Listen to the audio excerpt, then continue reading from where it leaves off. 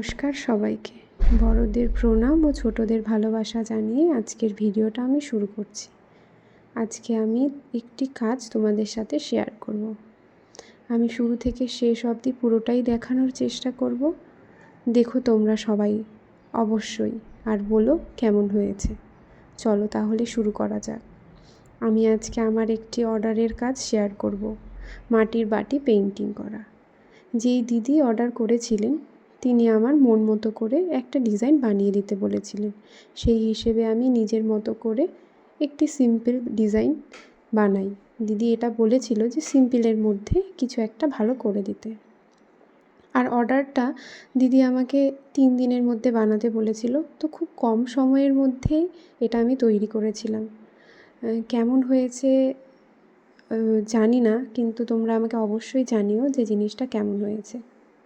আসলে আগে কোনো দিনও এইভাবে ভয়েস ওভার দিইনি, তাই একটু সমস্যা হচ্ছে ভয়েস ওভার দিতে। প্রথম তো বুঝতেই পারছো সবাই।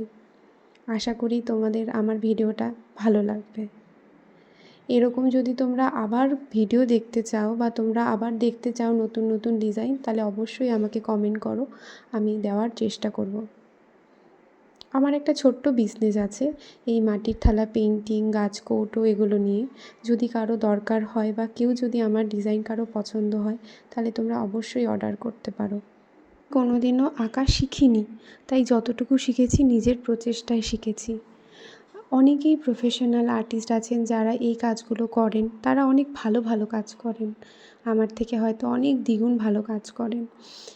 কিন্তু আমি তার তুলনায় হয়তো খুবই নিম্নমানের একজন মানুষ, যে শুধুমাত্র নিজের প্রচেষ্টায় এইটুকু শুরু করেছি। আমি বরাবরই পুরনো কোনো জিনিসকে আগলে ধরে রাখতে খুবই পছন্দ করি। কোনো জিনিস যেগুলো দরকার হয় না ফেলে দেওয়া, সেই জিনিসগুলোর সাথে কিভাবে সেগুলোকে নতুনভাবে কিছু করা যাবে বা সেগুলোর সাথে কিভাবে নতুন কিছু জিনিস বানানো যাবে, সেটা সবসময়ই আমি প্রচেষ্টা করি।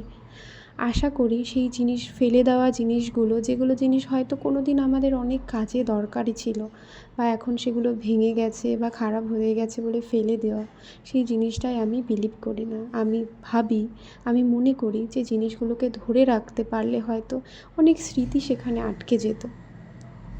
মানুষের জীবনে তো লাস্ট পর্যন্ত স্মৃতিটাই থেকে যায়। কোনো মানুষ তো কারোর জন্য থাকে না লাস্ট পর্যন্ত জীবনে। সবাই একাই এসেছি, আমরা একাই যেতে হবে। মাঝখানে শুধু যেই টাইমটুকু থাকে সেইটুকুতেই তো স্মৃতিগুলোকে জড়িয়ে রাখা, জীবনের ভালো স্মৃতিগুলোকে। টাকা পয়সা বলে তো কিছু সেরকম হয় না, না। টাকা পয়সার দরকার জীবনে, বেসিক লাইফের যেগুলো জিনিস আছে সেগুলো ডিল করার জন্য টাকা পয়সা দরকার। বাট জীবনে টাকা পয়সার এতটাও গুরুত্ব দেওয়া উচিত না যে সামনে যে মানুষগুলো, আমাদের যে প্রিয়জনগুলো আছে, আমরা তাদেরকে অ্যাভয়েড করে যাই। তাদেরকে যদি আমরা অ্যাভয়েড করে যাই, তাহলে জীবনে টাকা পয়সা দিয়ে কিচ্ছু হবে না। তাই নিজের প্রিয়জনদের জন্য সময় বের করাটাও আমাদের দরকার। আর সেই সময়ের মাঝখান থেকে যখন আমি সময় পাই, তখন আমি এই কাজগুলো করি। এগুলো আমার ভালো লাগার কাজ, যেগুলো আমি নিতান্তই করতে ভালোবাসি। হয়তো সময়ের অভাবে সবসময় করে ওঠা হয় না। আর ভিডিওটা তো বেসিক্যালি করে হওয়া ওঠে না, কেননা সময়টা এতটার অভাব থাকে। আর ভিডিও এডিটিং বা ভিডিও করার পেছনে যে কতটা সময় ব্যয় করতে হয়, কতটা এফোর্ট করতে হয়, যারা এটা করে, যারা এই প্রফেশনে আছেন, তারা সবাই জানে। তো সেই জন্য ভিডিওটা হয়তো সবসময় করে হওয়া ওঠে না, কিন্তু আমি চেষ্টা করি যে করার। তাই আমার ভিডিওটা কেমন লাগলো বা আমি যেগুলো বললাম সেগুলোর মধ্যে যদি কিছু ভুল ত্রুটি হয়ে যায়, তাহলে আমাকে মাফ করে দেবেন।